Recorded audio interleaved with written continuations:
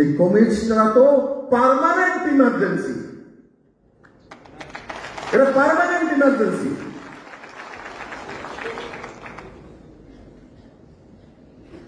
এদের কোন স্থান নেই, কারণ এরা সংবিধানকে মানেই না। এরা ত্রিপুরাতে পার্মানেন্ট ইমার্জেন্সি করে রেখেছিল প্রায় 35 বছর শাসনকালে। মানুষের বলার অধিকার নেই, মানুষের কিছু করার অধিকার নেই, তারা যে বলবে তাই করতে হবে। সরকার ছিল, সুকুমার সেনগুপ্তের সরকার থাকাকালীন এই ঘটনাগুলি তারা ঘটিয়েছে। নিরপরাধ মানুষকে আটক করেছেন, পাহাড়ের মধ্যে মানুষ সন্তান বিক্রি করছে, ক্ষুধার জ্বালায় সেখানে লড়াই করতে যে পারছে না, তাদেরকে রক্ষা করার জন্য সরকার সেদিন কোনো ভূমিকা নিচ্ছে। কিন্তু আমরা যারা তাদের পক্ষ হয়ে আন্দোলন করছি, বিনা বিচারে যে তাদেরকে আটক করা হয়েছে, তাদেরকে মুক্তির দাবি করছি, তাদেরকে আটক করে জেলখানায় বিনা বিচারে আটক রাখা হয়েছে। এটাই ছিল কালো দিন, সেটা ঘোষণা করা হয়েছিল। আর আজকে ঘোষণা ছাড়াই, স্বাক্ষর ছাড়াই কি আছে বলুন তো? সংবাদপত্রের মধ্যে আপনি আপনার কথা বলতে পারবেন না, আপনার মত প্রকাশ করতে পারবেন না। সেটা যদি সরকার বিরোধী হয় তাহলে আপনার বিরুদ্ধে হুলিয়া জারি হয়ে যাবে, আপনাকে ওয়ারেন্ট ইস্যু হয়ে যাবে, আপনাকে জেলখানায় বন্দী করতে হবে, বিনা বিচারে আটক রাখতে হবে। সেগুলো নিশ্চয়ই ইতিহাসের পাতা দেখলে ঘাটলে 14 সাল থেকে 2014 সালে কেন্দ্রের মধ্যে সরকার পরিবর্তন হয়েছে, সে তারপর থেকে দেখলে দেখবেন যে এই বিষয়গুলি আজকে কোন জায়গায় দাঁড়িয়ে আছে। আমরা যে বিষয়গুলি তুলনা করবো আজকের দিনের সঙ্গে, আমরা আজকে আন্দোলন করতে পারি না, আক্রান্ত হচ্ছি, আমাদের অফিস ভাঙচুর হচ্ছে, পতাকা ছিঁড়ে ফেলা হচ্ছে, গণতান্ত্রিক আন্দোলন করতে বাধা দেওয়া হচ্ছে।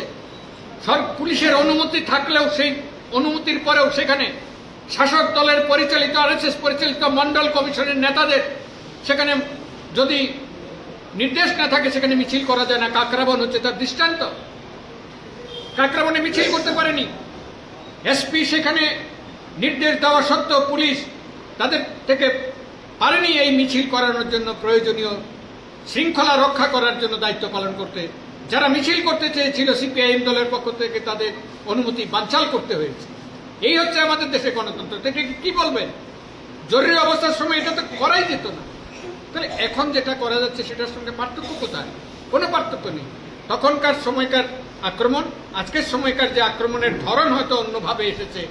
এটা যেহেতু এখন ইন্টারনেটের যুগ, আমরা সেটাকে ব্যবহার করে আজকে অন্য কায়দায় আমাদের উপর আক্রমণ হচ্ছে। আর শুধু কি বাকি আছে? নির্বিচারে গণতান্ত্রিক আন্দোলনের নেতা কর্মীদের বিনা বিচারে আটক করার কাজটাই বাকি আছে, নাহলে সব চলছে। কোন কাজটা বন্ধ আছে?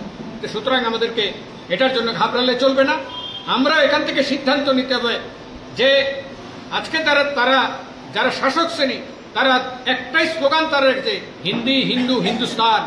সুতরাং এটা কায়েম করার জন্য দেশে অঘোষিত জরুরি অবস্থা জারি করার যে প্রক্রিয়াগুলি তারা নিয়েছেন, তার বিরুদ্ধে সমস্ত দলমতের মানুষকে ঐক্যবদ্ধ করে এই পরিস্থিতিকে দুর্বার গতিতে সরিয়ে গণতান্ত্রিক পরিবেশ, দেশের সংবিধান রক্ষা করা, দেশের ধর্মনিরপেক্ষতা রক্ষা করা, দেশের যে ঘোষিত সমাজতান্ত্রিক গণতান্ত্রিক যে সাংবিধানিক অধিকারগুলি, এটা যাতে ভুলুণ্ঠিত না হয়, এটা যাতে কেড়ে নিতে না পারে, তার জন্য আমাদেরকে সামিল হতে হবে আগামী লড়াইয়ের মধ্যে দিয়ে। তার মধ্যে দিয়ে